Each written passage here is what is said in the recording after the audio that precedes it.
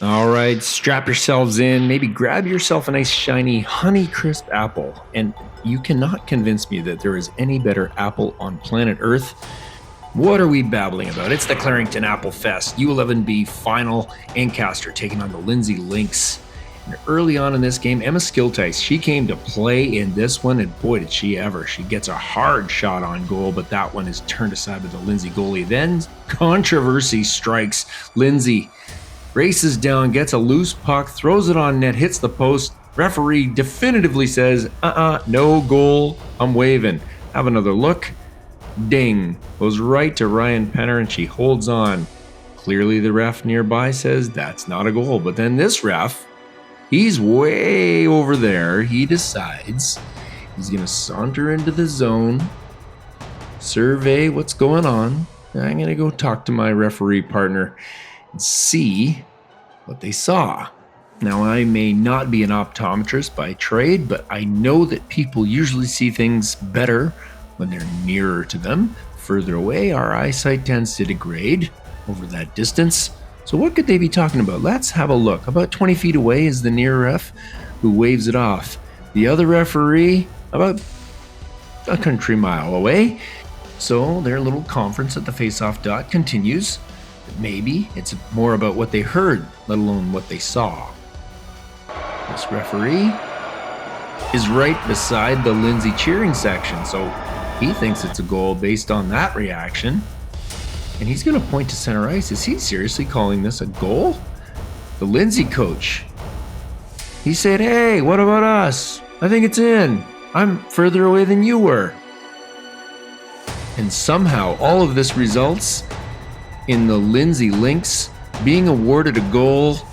Ref points to center ice. The near ref says, sorry, pal, I'm not sure how this works. Ryan Penner can't believe it. She slams her stick. So the girls are going to have their work cut out for them. They're down a goal.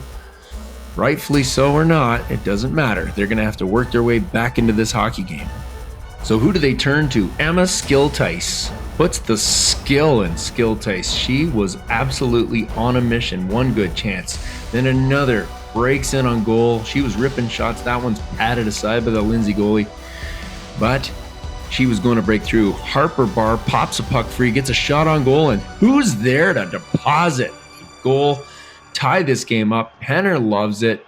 They don't need to go and talk in conference and figure out if that one went in. It's definitely in the back of the Lindsay goal.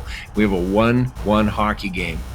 Another Avalanche player who is hopping, Eliana Niederman, gets two cracks at this one. The second rebound won't go. Then back the other way. Ryan Penner, she's going to make sure this one stays out of the net as she makes a nice sprawling save. More Lynx coming in on net.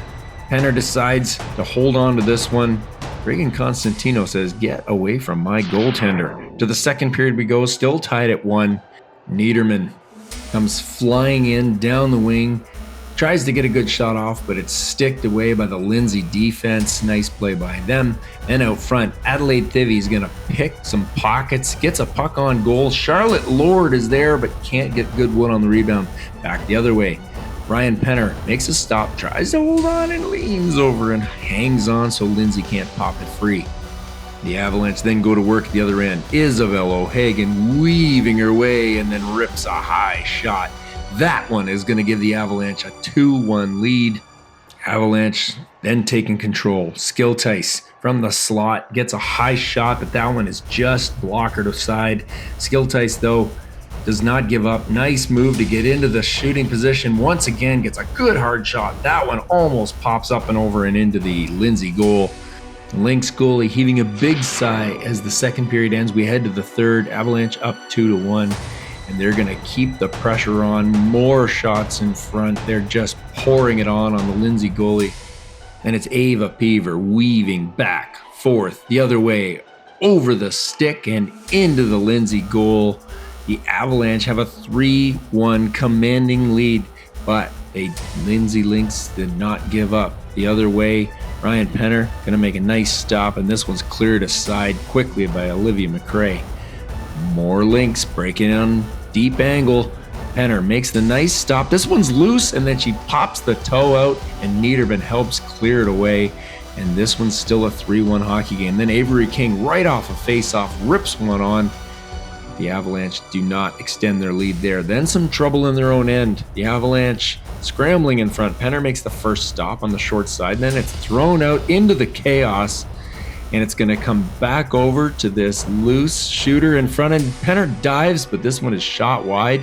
But the puck is still not cleared. Sent out in front, and it's still unbelievably not cleared. The puck is thankfully shot wide, and finally the Avalanche are going to be able to get out of there. Lindsay late have their net empty, 2 good chances, but they can't get a shot on goal. Then it's Harper Barr at the other end is going to weave her way in and shoot the puck into the empty cage.